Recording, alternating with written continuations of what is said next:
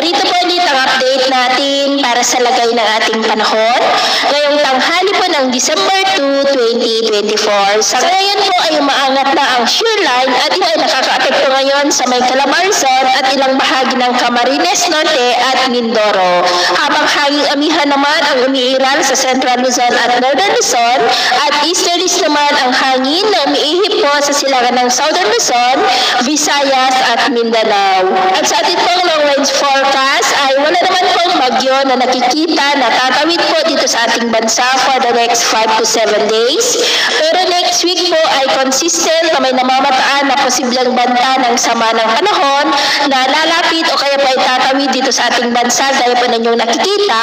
at ang development yan ating babantayan kung matutuloy o hindi at ang susunod na bagyo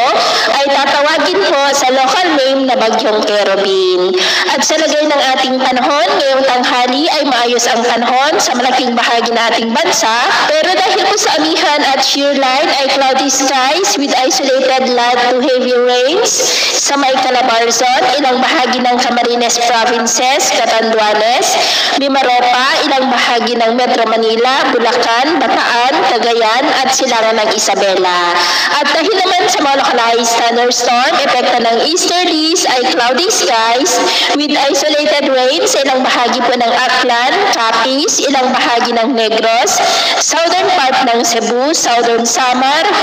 Olosidu at Zamboanga Peninsula. At sa susunod po ng mga oras ay posible pa rin ang cloudy skies with isolated rains lalo na po sa may Calabarzon, Bicol Region, Mimaropa, ilang bahagi ng Metro Manila, Bulacan, Zambales, La Union, ilang bahagi ng Cordillera, Cagayan, Kabisayaan at Mindanao. Kaya mag-ingat po tayo sa mga banta pa rin ng mga pagbaha at pagguho ng lupa.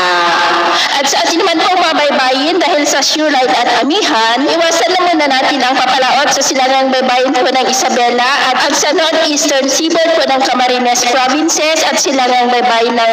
Central Luzon dahil ang mga alon dyan ay posible po na aabot hanggang sa 3 to 4 meters high. Ito ang latest